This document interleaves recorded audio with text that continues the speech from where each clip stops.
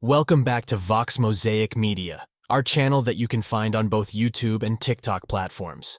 Today, we embark on an enthralling journey in Chapter 3, delving deep into the healing process of mental health. The moment we last connected, I vividly recollect delving into the harrowing tale of my daughter's mental distress, an experience that left me profoundly shaken. As the night draped its mysterious veil upon us, I engaged in a heart-to-heart conversation with her mother, aiming to share every morsel of information I had acquired from the hospital and police officer who were responsible for transferring my beloved princess to the psychiatric ward. With a sense of urgency, I informed her mother about the events that had transpired and outlined the path I intended to traverse in the forthcoming steps. In this gripping chapter, brace yourself for an unforeseen twist as my daughter's mother embarks on a marathon 6-hour drive from her home to ours. The night stretches on, and I find solace in knowing that I have done everything within my power at this juncture. Tomorrow morning holds the promise of a crucial evaluation by the doctor, while my daughter rests on the 10th floor of the psychiatric ward, peacefully asleep. Emotionally drained and weary, I must now turn my focus to making necessary arrangements with my job in the upcoming morning. As the night envelops me, I bid you farewell, but only momentarily. Until we meet again, dear readers, for our journey continues with the rising sun.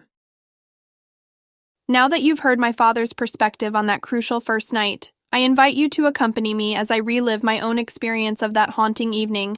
Just as we pledged from the outset, I promise to be entirely honest and transparent in sharing our story. Let us commence this recounting together.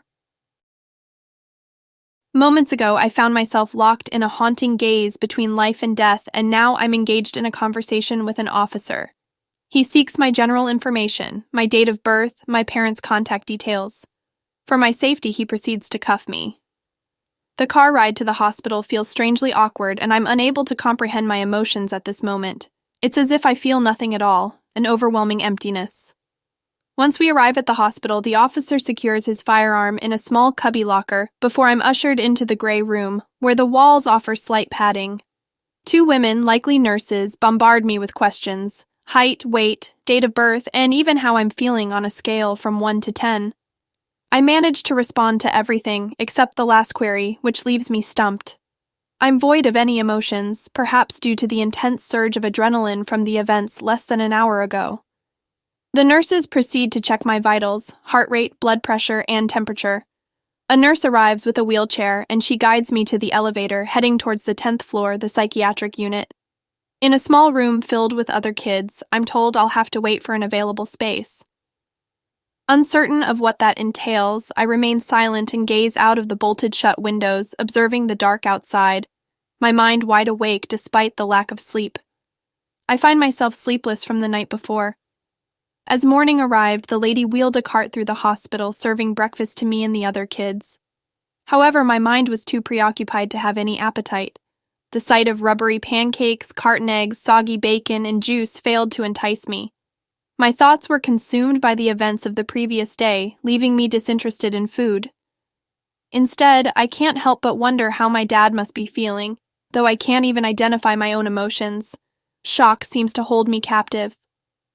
Time passes agonizingly slowly, as if each second stretches into an eternity. Finally, I gather the courage to talk to the other kids in the crowded room. To my surprise, we share similar struggles with mental health: anxiety, depression, bipolar disorder, borderline personality disorder, a common bond among us.